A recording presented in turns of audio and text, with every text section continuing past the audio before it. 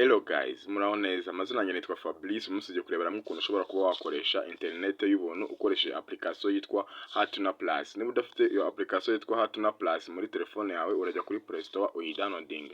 Mbere na mbere kambanze mbereke dore ngiyi Hatuna Plus njye ngifite muri telefone yanjye. Ndayikandaho niba uyifiteho. Urindira ibanze ijyemo.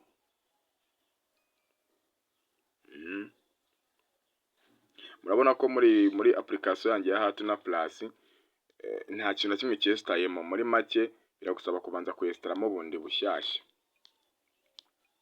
Kuvuga ngo urazi urebe utuntu twose ubona ko dufunze. Ngiye kubereka rero ukuntu ushyiramo installation nyine ukayesitaramo neza ku buryo ubona internet y'ubuntu. So guys, nta kindi uri buze gukora rero, urazi banze ufungure internet yawe. Kataba dufungure connection mbanze mbereke ko nta na mega nari mfiteho ubusanzwe.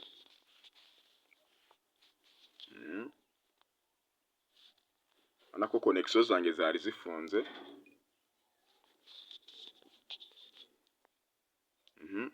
Ndazifungure. Gusa ndi gukoresha simukadi ya Airtel. Ngomba gukoresha simukadi ya Airtel kugira ngo iyi Hatuna Plus bikorohere kuyikoresha. Urabona ko connection zanjye ziragize zirafunguye. Maze reka turebe ko twajya wenda ndi kubereke ko nta mega mfite kuri telefone.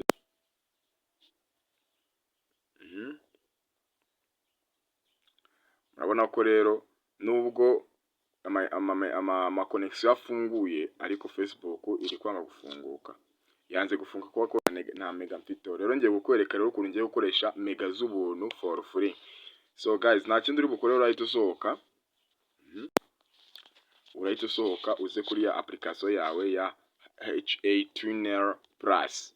Uyikandeho, numara kuyikandaho urahita ubona screen imeze gutya. So guys, ugiye kuri step by step tungiye kugenda nikorera, nawe aba ariko ugenda ubikora. Nushaka iyi video uyisavinge muri telefone yawe, uze kubigenderaho birebe neza witonze kugira ngo bitaza kukugora cyangwa se tugira akantu gato wicamo maze nubone mega z'ubuntu.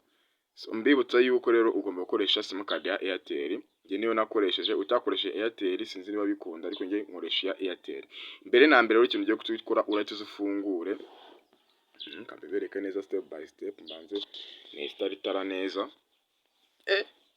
Itara rifite urumuri rwinshi bro. Mbere na mbere uraza uhita ufungura. Uraza uhita ufungura iki kano kantu.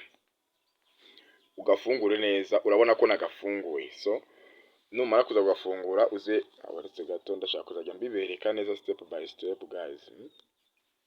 Bibereke neza step by step. Uze urebe kano kantu, uno mubare hano uri hano. Uyu mubare hano handitseho 80, wowe urashyiraho 8888.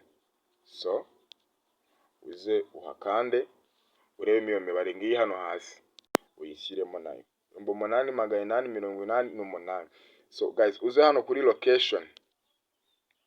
Kuri location uze ushyiremo Canada Toronto. So numara gushyiramo Canada Toronto, nurangiza umanuke hano handitse direct connection cyangwa se internet, naho uhakande. Numara kuhakanda urahita ureba hari ahantu ngo customer SNI cyangwa se SSL/TLS mode, ugakandeho. Numara kugakandaho guys, urahita ugera kuri screen imeze gutya.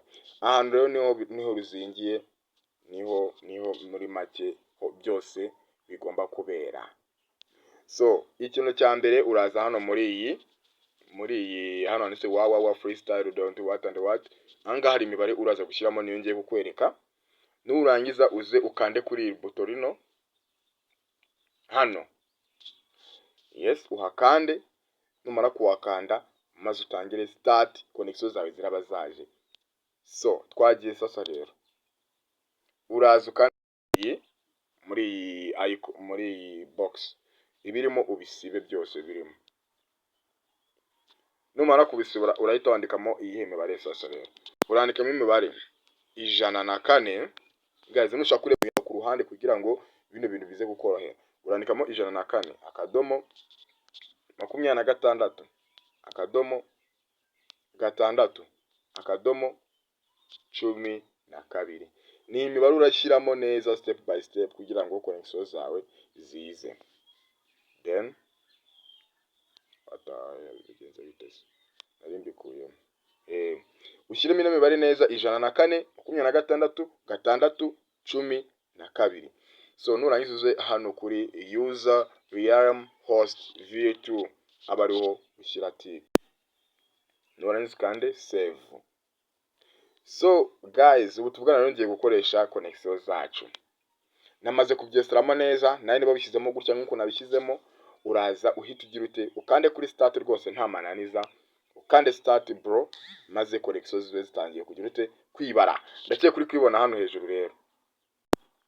Ndakiye kuri kubona hano hejuru rwose connection zatangiye kwibara spray neza cyane zo. Guys, neza connection zaje. Kandi urabona n'amasegonda batangiye kuguha iminota. Wabibonye? None kugira ngo ubyemere na ya Facebook batangiye kunyohereza ama connection. Wabibonye? Then baguha iminota 2 ya mbere y'ikaze, mukanye nongeye ukanda start na none barataguhereza iminota 9 y'ikaze. Guys, murako kuntu ziri kunyaruka. Urabona kuntu ziri kunyaruka. Yangize mega z'ubuntu rero. Ni hazagira umuntu urira ngo yabuze mega, ngo yabuze ibiki, ngo biki n'ibiki, ngo naga ari kujya WhatsApp. Dore ngibi bro, nabikuze ni dore mega z'ubuntu, dore ngizi. Dore ngaya amasegonda ari kwibara baguhaye. Nashira urahitongera ukande baguhinda iminota 9 y'ubuntu rwose ukoresha mega z'ubuntu. Urakanda kuri start gusa. So guys, nizere ko mwabibonye. Nababwiye ko ari gushyiramo connect noza igihugu cya Canada. Mugashyiramo izo code zose naziberetse, nushaka downloading video kugira uze kuzishyiramo neza. Rero icyo usabwa rero guys ni ukora subscribe kuri YouTube channel yanjye, maze tukazabana no mu bindi biganiro by'ubutaha. Murakoze cyane, ndabakunda cyane. Thank you. Ciao ciao. Make sure you have subscribe ndetse nujye no muri comment wandike n'ikindi twazagukoreraho ubutaha. Ndabakunda cyane. Ciao ciao. Tukabade mbere ko tugiye kwirebera kugira ngo nabyemere ko connection zari ziriho katujye no kuri Facebook dukomeze turebe, sibyo? Niga ziri gukora guys, ziri gukora nimugire ikibazo. Connection z'ubuntu rwose. Ni gute ujyaho ukarira ngo wabuze connection y'ubuntu? Ibintu birashoboka. Ayibonye? Ayibonye? Opyo. Ayibonye? Internet bro, free internet y'umwaka 2026. So guys, ciao ciao, ndabakunda cyane, mureke dukomeze kwinjoyinga. Ndabakunda cyane, mukore subscribe.